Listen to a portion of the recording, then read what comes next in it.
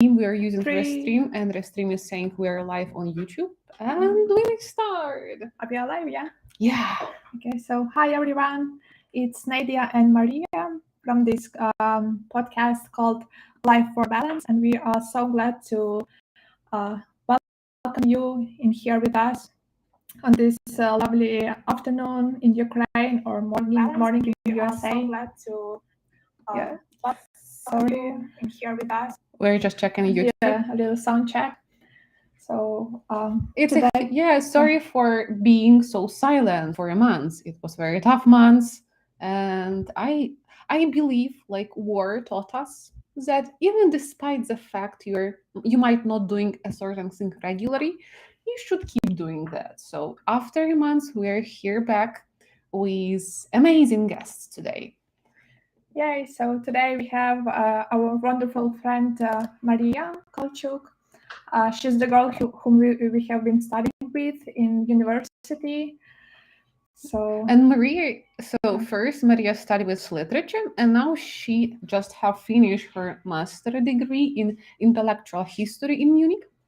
And Maria is a very special person for me because no matter what is happening, like is it COVID or is it war, there is no planes, no trains. Maria always come to Ukraine, and we always can have very apocalyptic cup of coffee somewhere on the left bank of Kiev.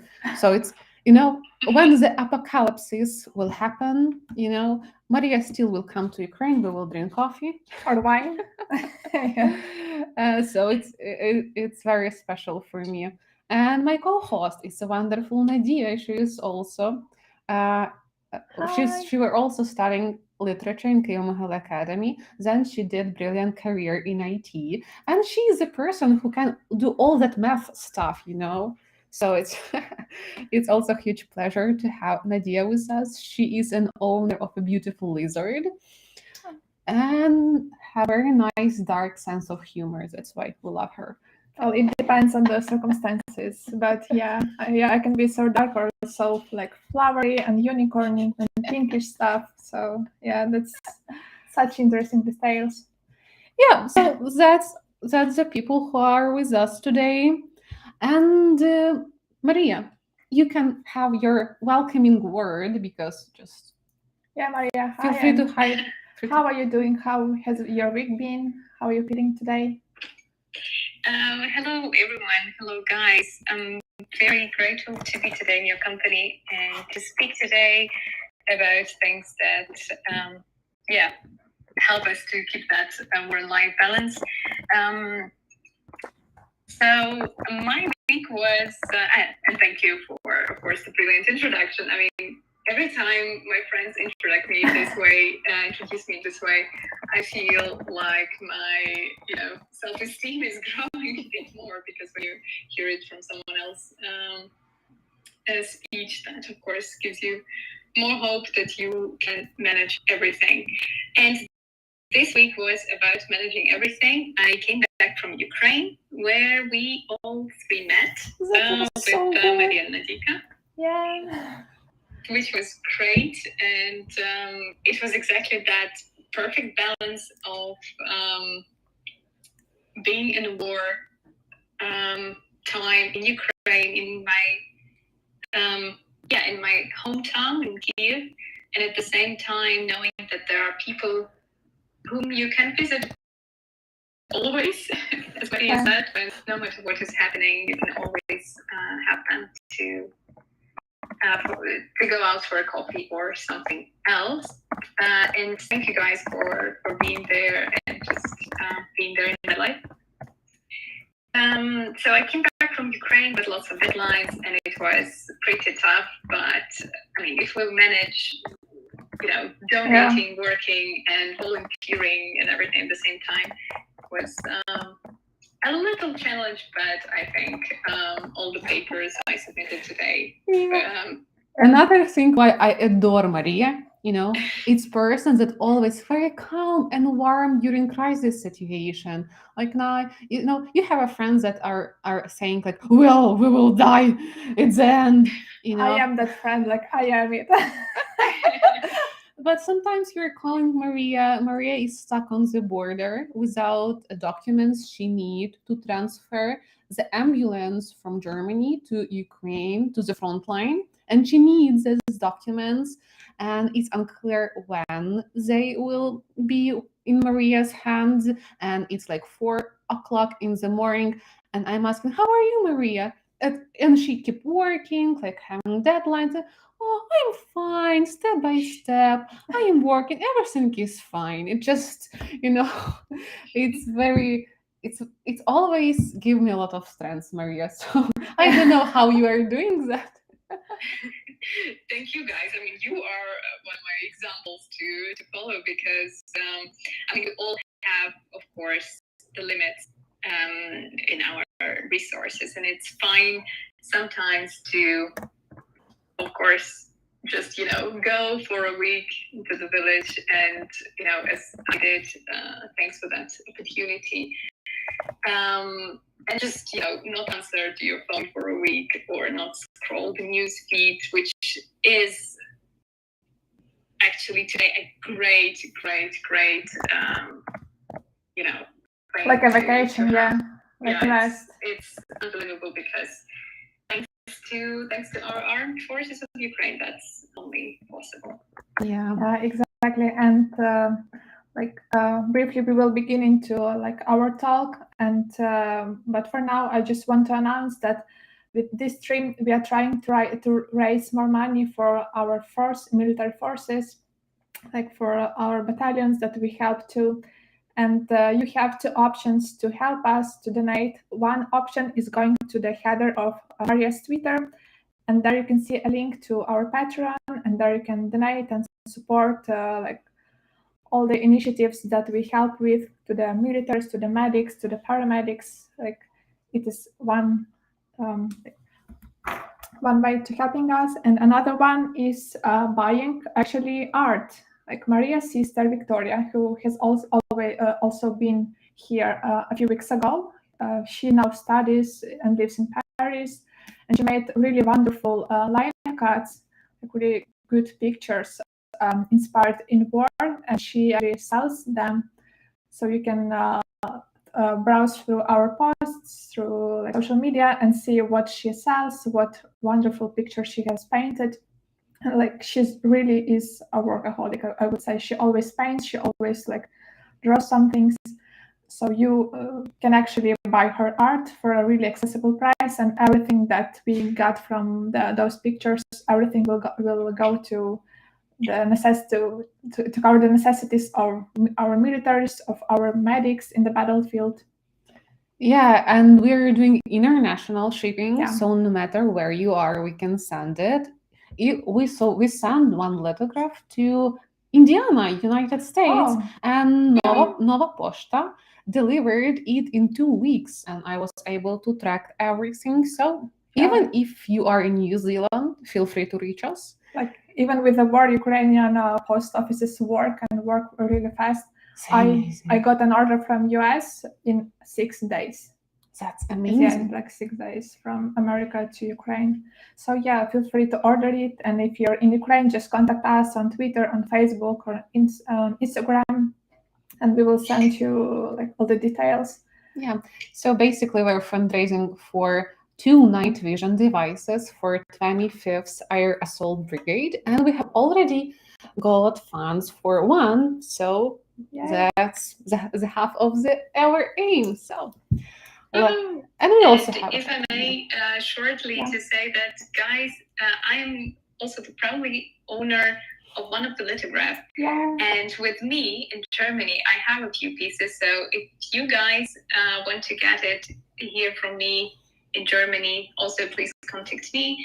And guys, girls forgot to say one very important thing. Victoria, Maria's sister, is super talented young artist, and getting today her lithograph for a donation, you're not only helping armed forces of Ukraine, you are getting some unique piece of art, which is incredible. I'm in love with it, and I'm pretty sure that Victoria, in a few years, will be exhibiting her art in the best galleries of the world. So you may be a proud owner of some very precious piece of art. Actually, I think it will happen more quickly because Victoria is like really hardworking, and she's like really exposing in a lot of like galleries, and she's very active. So, and I mean, it's also a really good thing to investment. Yeah, like you can invest in like really affordable picture and resell it and buy a yacht when you will be retired. Yeah. Like yesterday, Victoria had an exhibition in Paris. Yeah, like we mean she is already like getting more and more famous, and like she really works a lot, and like she organizes a lot of events that help Ukraine like to be able to help our people, our militaries, our medics, our doctors. And she just gave me a call that this month she will also have exhibition in Sorbonne in France. Oh my god, like she is already a star. Congratulations, Victoria. People, you better buy it now because like it is going to sell out. Like NFT is cool and nice, but still classic art. It's still very nice. Classic paper, like we as literature people, we really know how to appreciate like a good book, a good piece of paper that you can actually touch, like a good picture that you can hang on your wall, and like it's approved by an expert. And getting back to Maria's life in Germany, I am very fascinated by a research Maria is doing because, as you may know, Ukraine and Germany is having quite interesting relationship. Like as a Ukrainian, I always felt strange why German government having this ties and support for Russia. And Maria's research suggesting shedding some lights on this situation because it's dedicated on how Ukraine was represented in all school books. And when you're studying at school, you're getting their basic information. So the way this basic information is shaped there, it's crucial for adults to understand who is who. And please, Maria, tell us a little bit more about your research. Thank you, guys. Thank you, Maria. It's I'm very pleased to speak about that because I also find it very crucial in the days like now, since the beginning of the full-scale invasion, and as we see this distortion on how actually German people do perceive Ukraine. By the way, I'm having a very big storm coming, so don't be afraid if you will hear some storm. If you hear a tornado or something. But yeah, I'm fine. So, and you guys, please be safe wherever you are in Ukraine now. So exactly, coming back to the research, basically school books are the mirror of the society, of the public opinion, of everything that is happening. It's both shaping and reflecting what is going on in society regarding issues like Ukraine, for example. And so I did my research in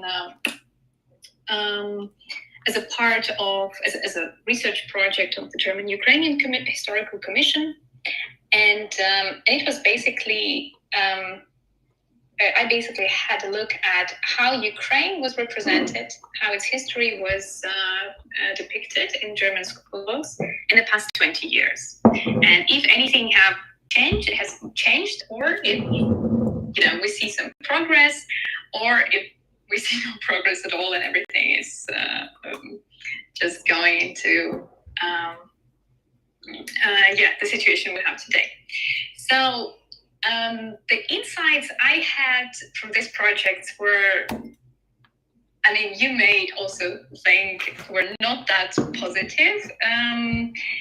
What we see in the German school books is that Ukrainian history is basically told from the perspective of Soviet or Russian history. So this imperial Soviet discourse prevails everything which is told about Eastern European history. Sorry for interruption. So, I'm getting you correctly, is it the reason why people are thinking that Ukraine emerged only after USSR dissolution, and there was no Ukraine existing before of that? So like Ukraine is a part of USSR that just fell out. It didn't exist before, and then suddenly it emerged. Being perceived like a daughter. Yeah, great question. Great question. Thanks, guys. It was exactly what I wanted to tell you.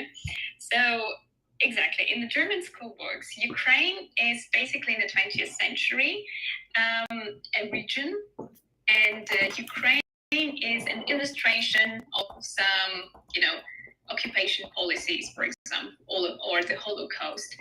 And it's a geographical space between Russia and Europe in a bigger sense. It's absolutely has no continuity in its history. So we don't see where actually, some liberation movements or independence ideas begin in Ukraine. It's absolutely absent. And we don't understand as for example, German high school students, where does the tradition of Ukrainian statehood comes from? It's absolutely absent. And it's very obvious then when they read about, there was the dissolution of the USSR and Ukraine came into being in 1991. And it appears as a surprise, as something unexpected, because of course we don't see the integral history of Ukraine itself. It's just, when we read about the history of the Soviet Union, very often it is portrayed as Soviet history, and then Soviet and Russian are very often used interchangeably. So basically it's, Soviet is like Russian. And it, of course, is a huge problem because as a result, Ukrainian history, as well as history of other Soviet republics, is just, absent or, erased. Yeah. And I am wondering, like, when we are talking about in Ukraine, when we are talking about Ukraine under USSR, we are perceiving that as occupation. So Russia invaded, occupied us, and then we managed to dissolve. And while we're talking about this abroad, people do not perceive that period as Ukraine under USSR occupation. It's just Ukraine as a part of USSR, as everything fine, and like brother nations and all that stuff that is like being told by the propaganda. People do not perceive Soviet history of Ukraine as historical period under occupation. Yeah, because it's placed like USSR is good, like it's nice, like everything was fine before like it all dissolved. Actually, I have been living in Spain for a long time, and I have been studying there in a school, and I remember so well like our textbooks, like they said basically the same, like Ukraine was only mentioned like as a part of Soviet Union, and only the first time when like they began to write about Ukraine in like more independent way, like it is an actual country that was occupied, but like it has existed before, and it actually had like a chance of like to be a completely new object again. It was when Chernobyl exploded, and only after that like we saw even documentaries in school in Spain, like in Barcelona in there. And we began to talk about Ukraine only after like the Chernobyl. Like suddenly the world has seen that there is such an object like Ukraine. Like there is like a different language. Like they have some autonomy in the even in the USSR. Like they actually differ. Like there is like not only big USSR, but actually there is oh my god, like there's Ukraine. Like there is Belarus affected. Like they may be against this imperial politics of USSR, and like they may have their own ideas of being like a political system of managing like by themselves and not only being a part of this brotherly, let's say, abuser. Yeah, absolutely. The problem of Ukraine being a subject of politics, of being able to, decide for itself, is something that comes from very, very unexpectedly in the 90s. The problem is partly that, the whole story of Ukrainian liberation movement and independence war in the 1918 to roughly 22, this is whole absent, this whole story and understanding, okay, when, for example, Baltic states or Poland had their independence and it lasted in the interwar period, Ukraine also followed that path, but was unfortunate to be too close to Bolshevik Russia. And on the one side, on the other side, I think it must be more present the fact that Ukraine was one of the founding republics, and the whole idea behind USSR was first federation and ability to co-govern, and Ukraine was one of the founding republics together with Russia and Belarus. So this agency should not also be ignored, and in this understanding, the further colonial politics, or the central view of Soviet Republic as just Kremlin and Moscow, is of course then perpetuating, and this colonial treating of other republics is unfortunately present, up to this day in the textbooks. Yeah. And so, one of the aims of this podcast is to make this shift. So you no longer perceive Ukraine, which emerged after USSR dissolution, but as ancient state, active state that was suddenly occupied a few times, but knowing that you will understand why we're good at resisting, because actually we're resisting not for 188 days and not for the last 8 years, we're resisting for last 3,000 years. Or hundreds at least. And it has been really the most intense fight. It has been during the last 350 years, especially. And well, of course, now with all this war, now it is really getting so intense, and all the world can see what's happening here, and everyone from any point of the planet can see it, because thanks again to social media, now we can actually see what is really happening, because 200 years ago you couldn't even see a photo, I think, in a in a diary. So you just read a book where it's written by some colonial historians, Russian historians, and where Ukraine was oh my god, it's only a part of Russia, and little Russia. Yeah, they don't want to be with us, as Russians say, and it needs to be punished, and that's all the perception that you have of Ukraine.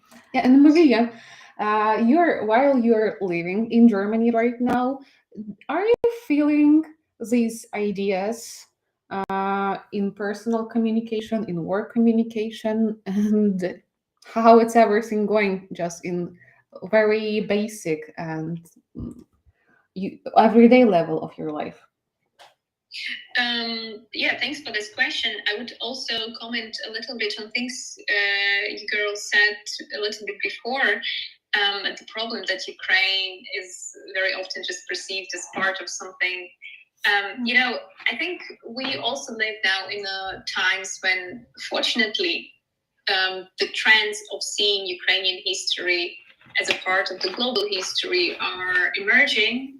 And I urge everyone who is listening to us to read more history books which are written for popular audience, and think about what role Ukraine plays in European and in the global politics.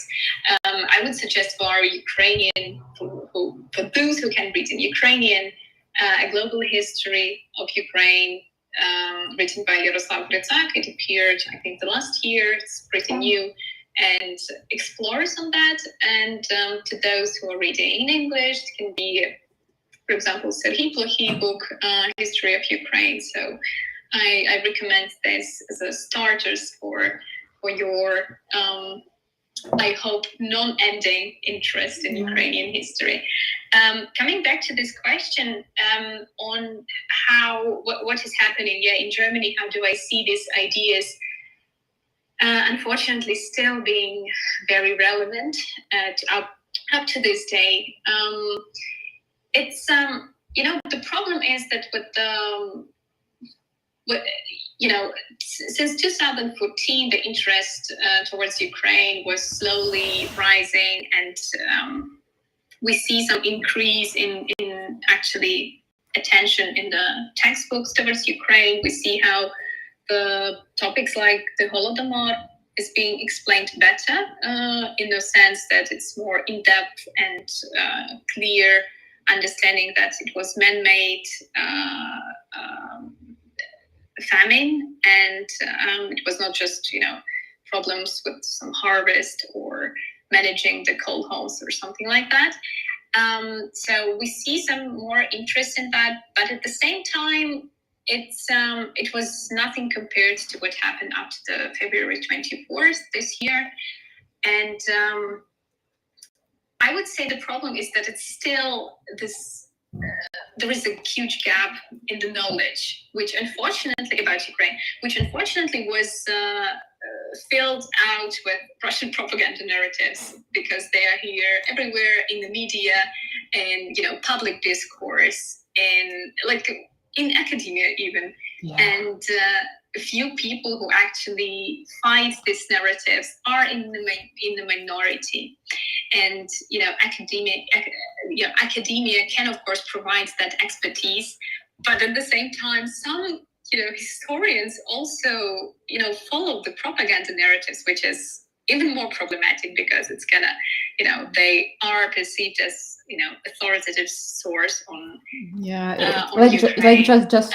just yesterday I were picking some books, and it's Canadian scholar who wrote a book about justice and work of the courts, and it was comparative analysis of Ukrainian courts and Russian courts. So she just picked up 4 cases of Ukrainian courts and make a conclusion that it's extremely corrupted and there is no chances of that. She didn't mention revolution of dignity or reforms at all. And on the beginning of his book, he just wrote that Ukraine and Russia is the same country and they are sharing the same language, culture, and everything since the 12th or 11th century, even like that. And I'm really grateful for Canadian peer-reviewed journal Northwest, who made a critical review of that, because this book was published by Cambridge and it was peer-reviewed book. So it's a best examples of our scholars, but it's still such an obvious propaganda. In Germany, it's even more difficult because of their sentiments to Russia, and because the very deep roots that Russian studies and Russian-based journalists and Russian-leaning politics and business, and it's all like a combo of all these factors that come together, and they're very persuasive for a broader audience who, for example, do not make any efforts of reading some Ukrainian history books. And what it feels like is that unfortunately now people who are commenting, who are giving some comments on the situation in Ukraine, unfortunately most of them were experts on Russia or Russian-based journalists or Russian studies scholar. And this is something that is very, very still visible and vocal in public discourse. Generally the people who were just regular German people who are going out to the protests, and what I observed in the first month after the February, these were the people who really reacted very emotionally. So this was an emotional response. And there are less and less people who are actually, staying and volunteering systematically till now And yeah, something has to be done with it. Partly, yeah. Yeah, so I like that you told us that we are fighting here every day, not with a physical power, not only with troops, but we also fighting with centuries of colonial history. And it's a multiple front because, as Nadia stated, in this colonial way, Ukraine was pictured in Spanish books, school Yeah. books.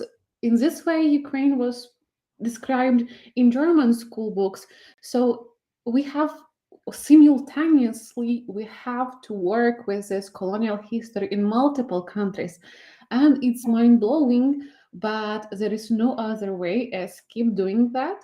So I really appreciate each listener that came here to us, and I'm sure that on your Twitter pages, on your social media accounts, you are sharing these Ukrainian scholarly voices, and that's what make us stronger. And thank you, that's really important.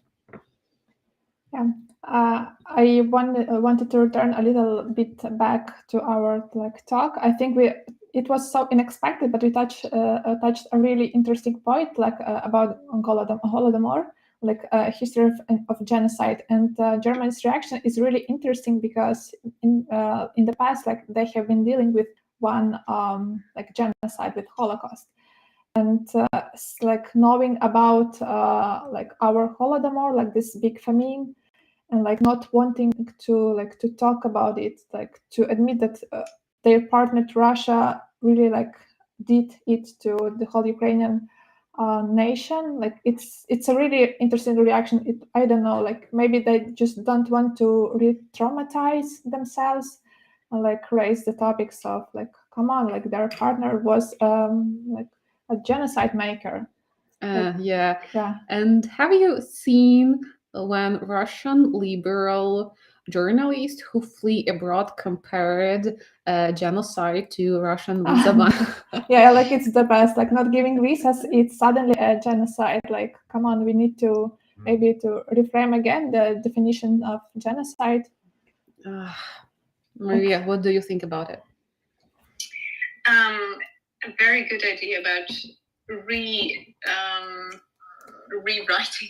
the definition of the genocide. The problem is that the definition of the genocide given in the United Nations Convention and that was adopted after the Second World War was heavily censored, was really rewritten by the Soviet Union. And the problem is that, of course, the Soviet Union rewrote this in order not to, not to admit, fulfill the criteria that actually the Soviet Union would be convicted later in something like that. Yeah, that's a very problematic question. And in Germany, the whole genocidal talks are very, of course, politicized, and anything, if anything, they would convict Russia as a state, sort of legacy state after the Soviet Union. It's very problematic. I mean, also because the Holocaust for them is something very unique, and something that they are not letting anyone else to take away from this top genocide, and understanding that was very brutally, but organized with a cold head, this very massive machinery of killing people. And for them it's absolutely inappropriate that someone else would call something genocide. This is a part of this problem of not a problem, but just a part of their memory culture. The way they treat their history. And it's very problematic, and I see that. And but being in Germany finally gave me the understanding why they are being the way they are. I don't sympathize them in this way that but we can learn something from them in the meaning of the way they are dealing with their history, being very open and acknowledging everything that happened and that Ukrainians were involved in and everything that happens to us. The other problem is that we have a neighbor who is constantly just endangering our existence, and we just never have time, to normally talk about and openly talk about our history. And I think this is the point that has to be very, well presented in Germany, that Ukrainian existence is in danger now. Yeah. And that is the point to discuss, nothing else, really. Yeah. Also, I remember from our talks about your research, then speaking about Second World War, in German school books is stated that it's Russia who liberated the world from Nazis, and there is zero words about Ukrainian fighters. And it's a very personal point for me because my great-grandpa joined the army, and he kept fighting against Nazis regime during the whole war, and he was killed just few days before the victory, and his grave is near the Berlin, and it's a part of my history. And I believe it's not fair not to acknowledge the input Ukrainians did to achieve the peace in the Second World War. And it's why Russians are losing this time, because there Ukrainians was a part of their army. And it's also an interesting point. Can you talk more about that? Yes, of course. That's actually a very good point, because this is one of the topics that German-Ukrainian Historical Commission is trying to make more present in German academia, is that exactly Ukrainian input into the victory over the Nazism was overshadowed for a long, long time, and still is to some extent, by Soviet Russian, use this, of course, interchangeably, like that was the same. That's the whole problem, because then the whole complex of understanding Soviet history and relationship between German and Soviet is of course completely challenged, and for them acknowledging that would lead to some kind of a very deep discussions on how to rethink and deconstruct the Soviet narratives that are still present, in politics, in textbooks, and in public spheres. Absolutely. The whole point that and during some of the later stages of the war, so maybe end of 1943, 1944 until the end of the war, the Soviet army consists of I think 1/4 of Ukrainian soldiers, and that's the huge part of Ukrainian people who fought and died. And thank you for sharing this story, Maria. I actually didn't know that, and maybe we'll talk more next time we are meeting each other about that. But it's something absolutely also not known that Ukrainians, for example, Ukrainian First Front liberated Auschwitz, and these facts are just being not talked about. They are just attributed to the Soviet army, like as a whole, like Russian, like the first thing that like other people think about when speaking about USSR is like it's all Russians and maybe a few, I don't know, Belarusians and Ukrainians, but like no one acknowledges our like input, like our part. And the whole destruction, that happened during the Second World War, the occupation, most of the part of the Soviet Union that was directly involved, directly destroyed, damaged,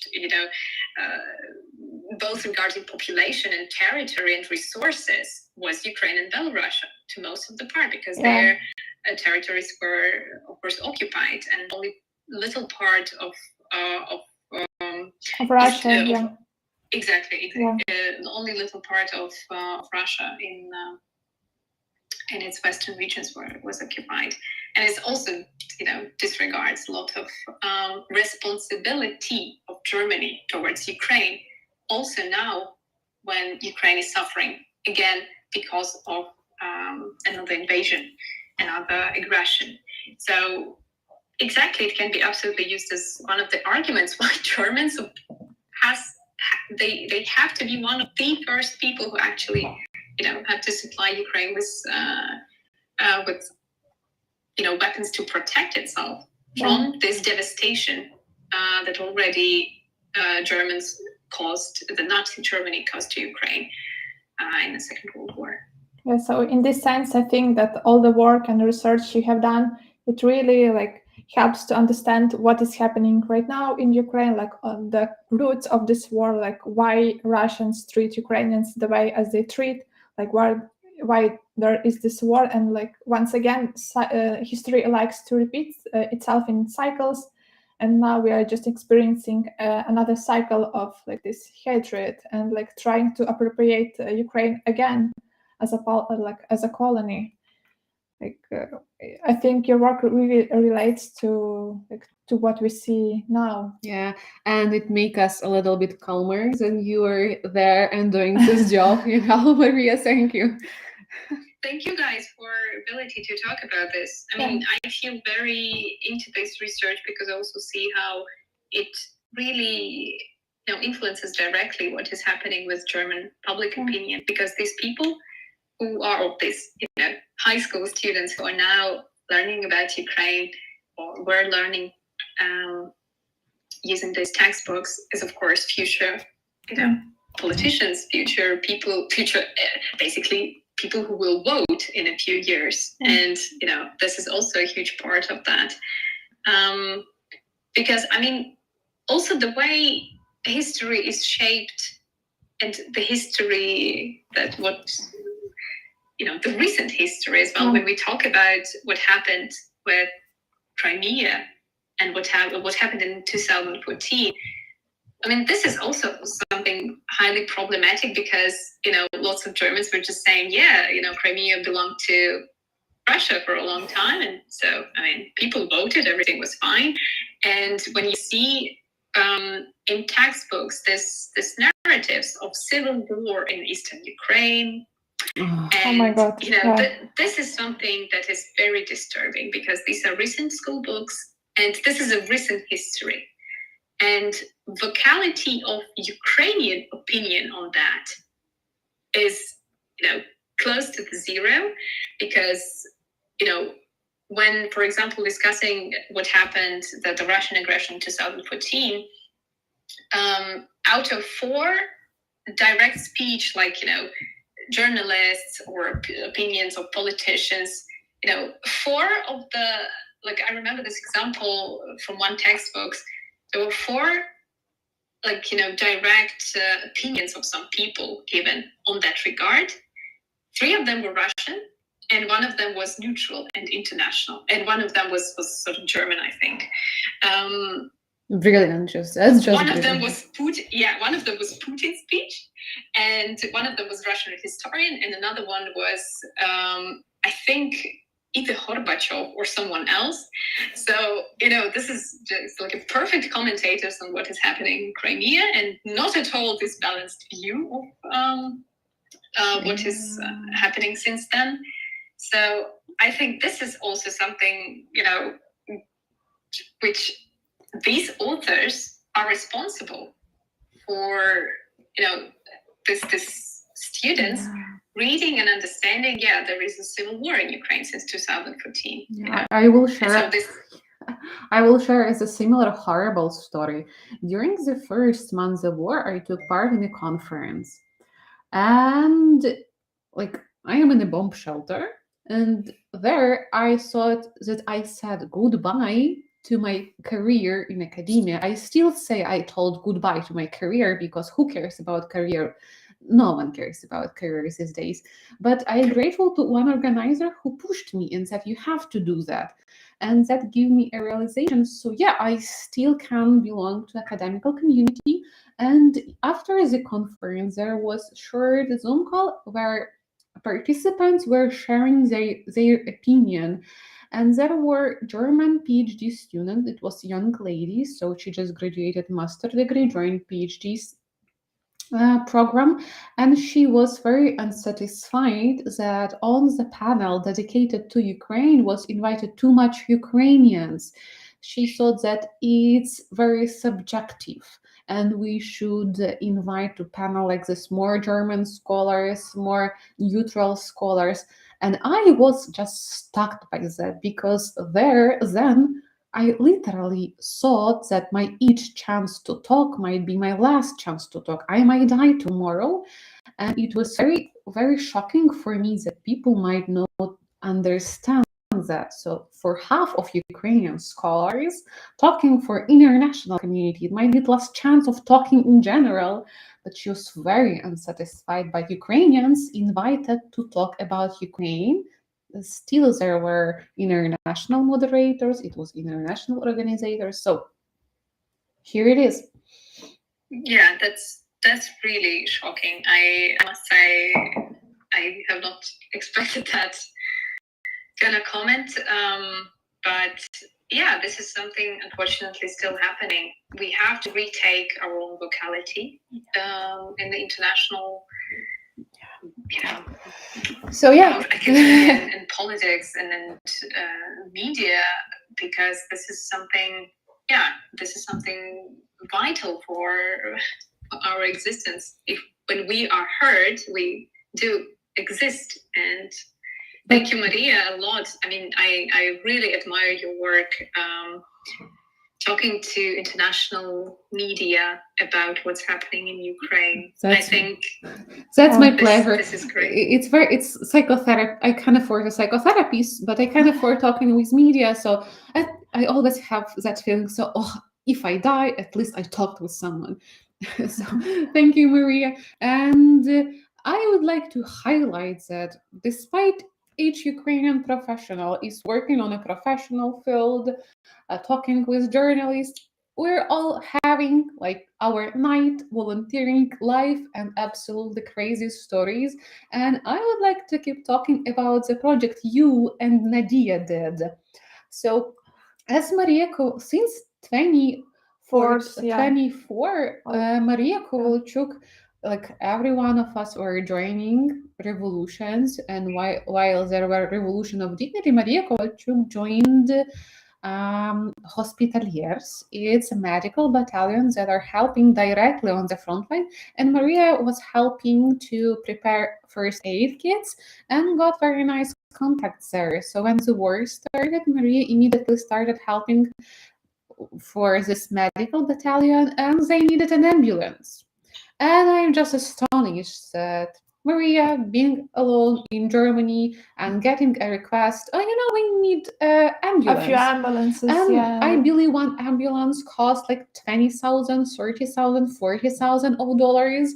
And Maria managed to manage everything, and Nadia was part of the successful story. So I have a few questions for you about all of that, because a lot of people do not realize how intensive our life are. And Maria, how much one ambulance cost and how to buy it? Thank you, Maria. I mean, it was brilliant, but I think I have to say thank you to many people who were involved in that, not just me. A part of it is, of course, great. Our sponsors, as for example, company of Nadia, to whom I'm very grateful for.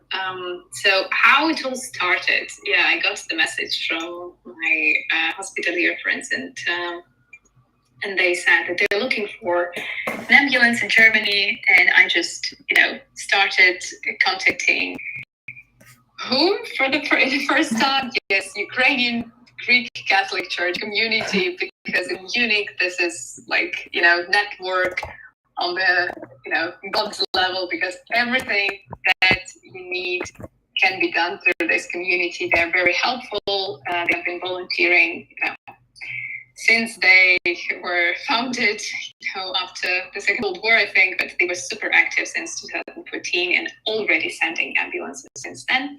So they had some contacts to, dealers, how do we call them? And we found one. It was around, I think it was 21,000 euros. The first 3 we sent.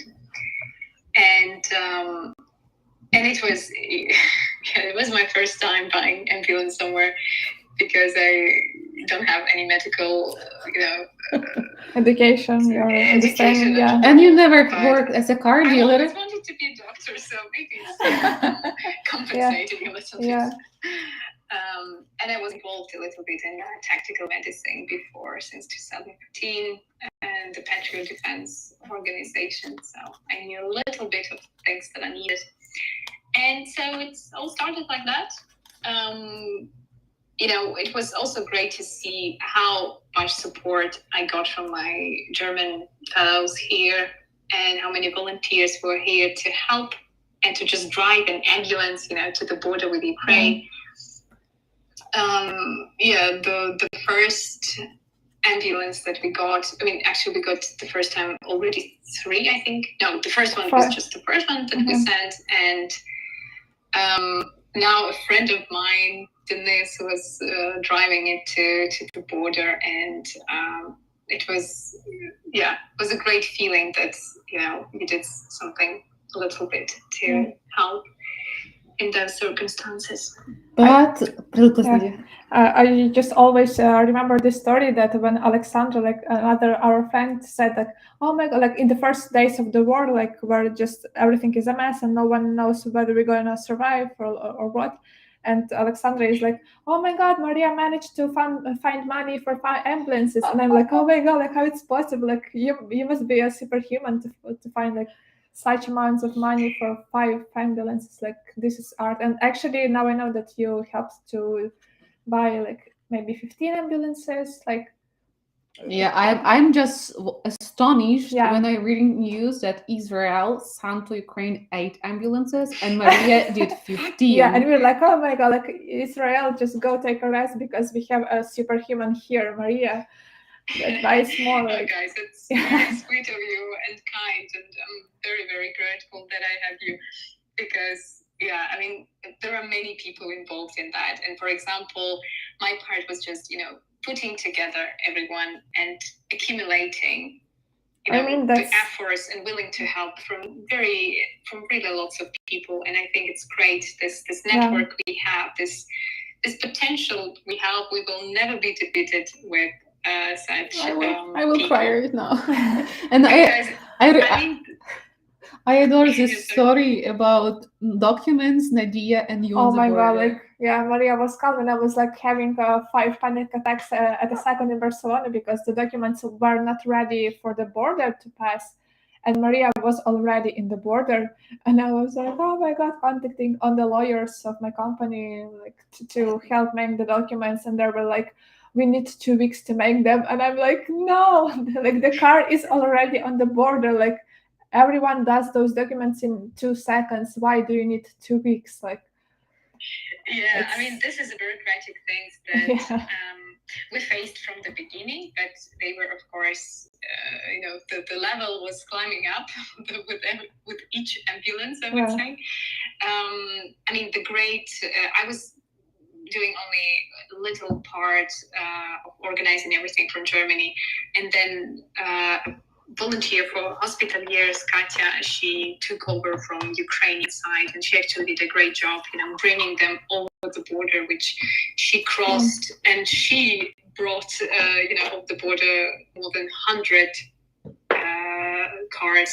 Oh my God! 100 ambulances, which is incredible, and I think another superhuman here.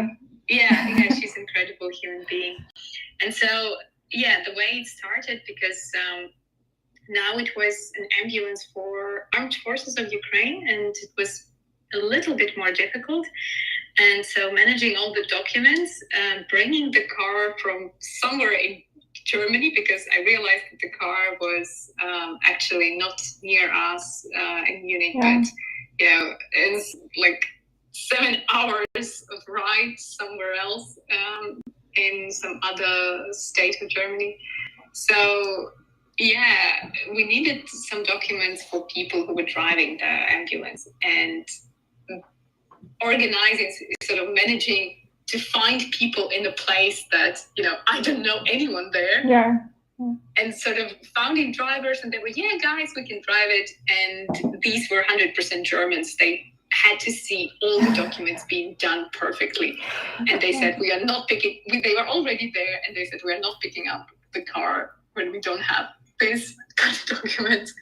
And I'm writing to Nadia in the evening, in the night already, and saying, yeah, Nadia, we have to have those. Which was, we still managed, but yeah. I'm sorry, I caused you so much. You don't have to be sorry. Like, it's a fault. Like, I don't know who, but you're the last one to blame. But it's just so funny how, like, one day before you're just like a civil people, like not thinking about wars or something, and the next day you're like an expert in buying ambulances or tactical equipment, or like drones, like optical sights, and whatever. I admire Nadia because no matter what, in every difficult, crazy situation, she just texting you, I am having my panic attack, but I will do everything in 2 minutes, Yeah. Like when Maria is in shit, she is texting, I'm doing everything step by step, everything will be fine. When Nadia is in shit, I'm having my third panic attack in 1 minute, but I'll do everything you ask in 2 minutes. It reminds me a lot of you, Maria, because when you had a panic attack, you were like, oh my god, like that's so nice, I had a panic attack, it means that I must do something. And when I have a panic attack, I'm like, oh my god, I'm going to die. Like, okay, I'm gonna finish this task and then I'm going to die.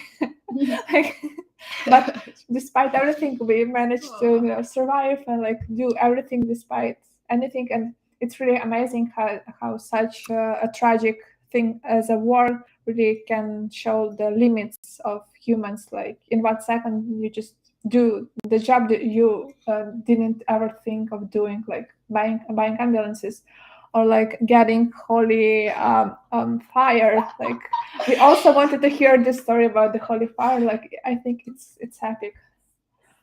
It's epic, but it's it's something that I would never even think of, writing or creating. And this is just something that happens now. During the war, and I thought I got many requests from also volunteers to bring something very special, like, for example, the incubator for little babies. Drones for us. You were transporting drones for us.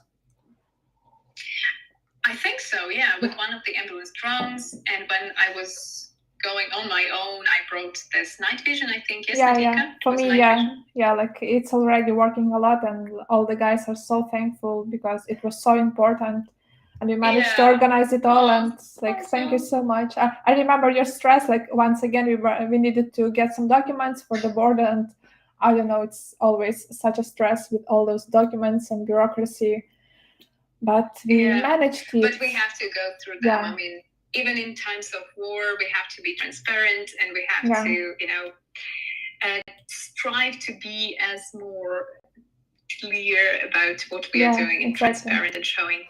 Which documents you need to transport holy fire?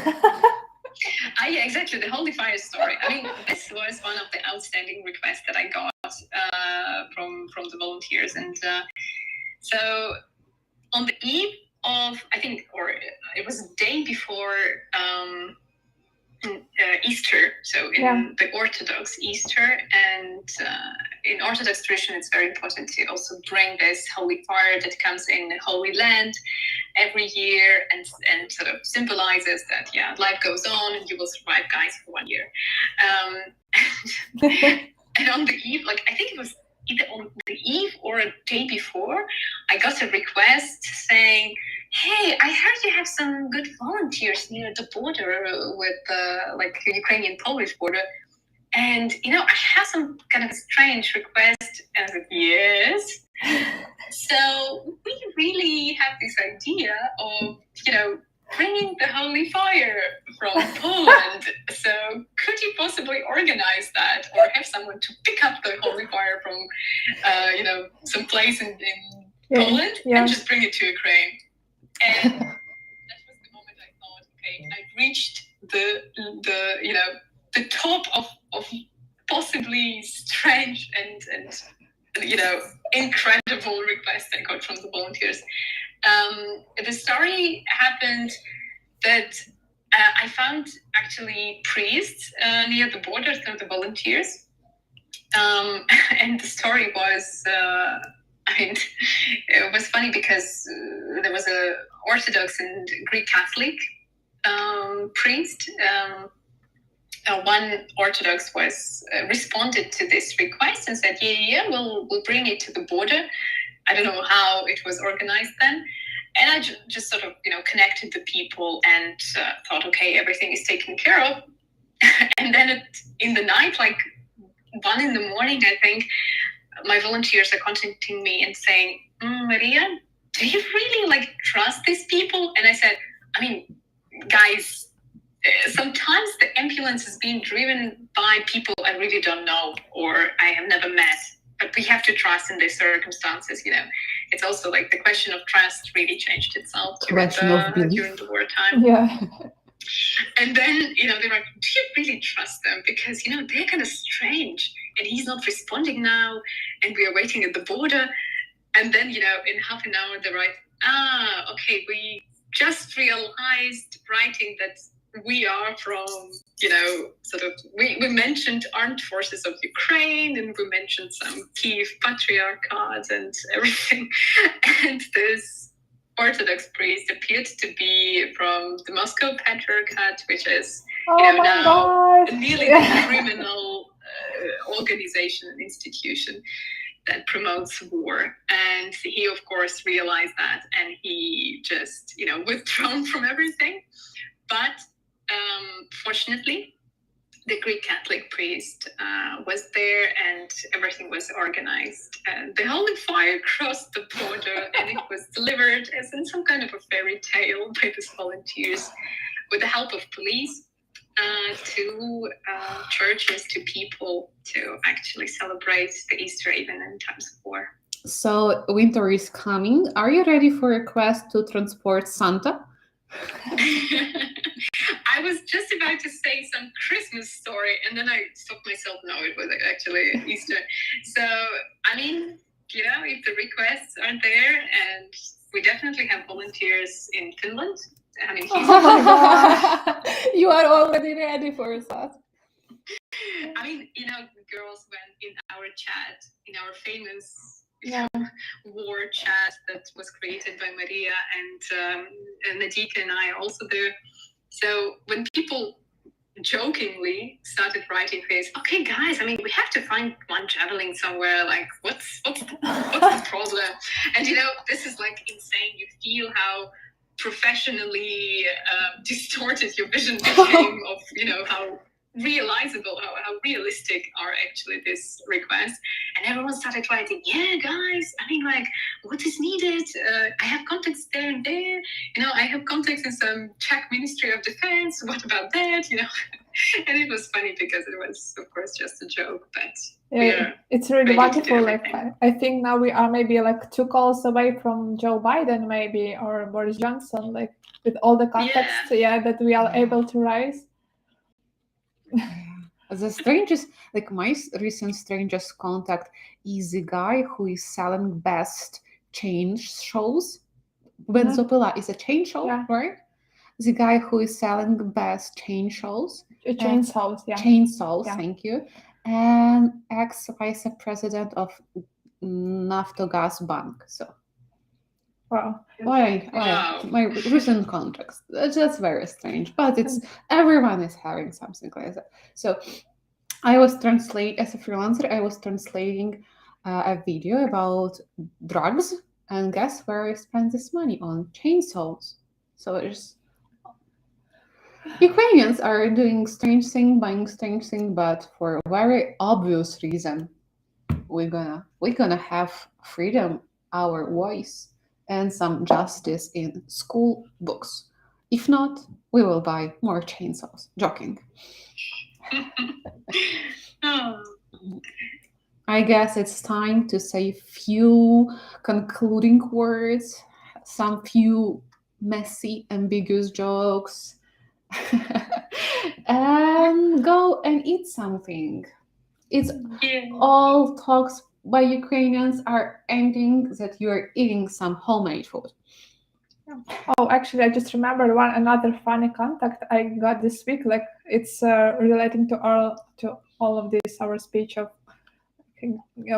getting all those like nice contacts. So this week I was giving an interview to a Spanish radio, and the day after that, one journalist from Rome, like again from this like very radio Spanish, but he was right now in Rome, and he said that if Pope will come to Ukraine, this journalist is going to like make company for this Pope. And like he gave me like a little job to do. Like it's funny if everything goes well, I will tell it after. But it's so funny that like now we have contacts. Like we are one call away from Pope. Like come on, you're welcome. Guys, we have to use Yeah, that. but it's really funny because if you remember all these ambiguous things that Pope said about Ukrainians and Russians, that everyone are victims and we just should make peace and all of that. And I remember this journalist got so mad that he was just yelling like, "Oh my God! Like, what does he think he does? Like, it is not fair to put like Ukrainians and Russians in the same like position." Like, and he said not such nice words about Pope, but like, I don't know, maybe something changes. And I mean, it's always nice to have such contacts. Oh like my gosh. maybe we will use them on the next Easter to bring a Catholic holy fire or something. So, Nadia, you're organizing a post-mass war-life balance talk with the Pope, you know? Okay. Oh, that's a nice story, and indeed, I hope that everything will change. And to be a change maker, feel free to buy our art. We ship it worldwide, and you can find examples in my profile and support us on the Patreon. Yay. I think we already got one supporter, so feel free to go and support us as well. And we will try to do everything like for our country, for Ukraine, for the justice, for democracy, for human Pope. rights. Yeah. Not for the Pope. We'll try to change like a Pope's perspective of on this world. Like it sounds so global, but like everything is possible now. Everything is possible, and this Yeah. is a great thing because exactly one time you think, oh, I'm just I'm just nothing. a regular Yeah. human being, and then you are transporting The holy fire. Pope's visit to Ukraine. And this is just, why not just pick up your phone, call a few of your important friends, and just go out and protest in front of the Saint Peter's Basilica in Rome, or you really can do change. You just have to start doing little steps towards that, and you will see the one day Pope will come out and say, and thanks to this person, I realized that I was not right. Yeah. Oh, that's funny, and it will be very funny. It will, if we indeed will have podcasts with the Pope. Okay. Yeah. So thank you everyone for listening to us and donating and helping and spreading the information about this podcast. And like, feel free to retweet, repost, And also help Ukraine. Yeah, and just in general.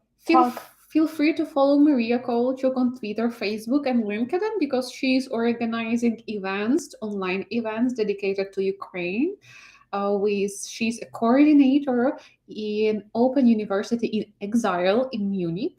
So there is a lot of content, talks, discussion dedicated to Ukraine. So yeah, and if you know someone who owns enough money to buy an ambulance, please feel free to contact Maria because now we have a really huge demand for ambulance because they are like being destroyed every day, being burned, like being shelled. Like actually, the ambulance that we got in March with Maria is now destroyed. So like we just need more ambulances. Exactly, guys. I mean, it's great this ambulance served and saved lives of our soldiers. And I mean, but they are unfortunately very flammable during the wartime, and especially in the hot zones of the warfare. So our car was shelled in Bakhmut. Exactly. Yeah. So please, guys, if you know someone, some companies or some charity foundation, or you just have lots of money that you want to donate, should we give a message to Paul? Or directly hospitaliers, donate to them. We'll be very, very, appreciative of that. Yeah, thank you, ladies. Nadia, thank you for being with me all this time. It's priceless to have you on this podcast. Nadia is always bringing best cookies and like war themed cookies or Ukraine themed. Like today, I just had brought with me a ginger cookie made in the shape of Ukraine. And Maria is, oh my god, like you always bring such symbolic food. Like we eat everything except Western Ukraine. I already annexed Donbass, so like it's just mine again now. So let's get back our territories. And Roman, or you just ate the southern Ukraine. It's so symbolic once again because there are a lot of fights right now for Kherson and around Kherson. Just finger crossed and more actions, more donations to help our defenders, because we are having possibility to talk about history, about narratives, about all these crazy stories, because they are protecting us. And the only one reason why we are telling that, to share with you and to encourage you to stand with Ukraine. Yeah, so thank you again, Maria, for being with us. Maria Kovalchuk and Maria. Thank you, guys. Thank you, guys. Just a short comment for the end.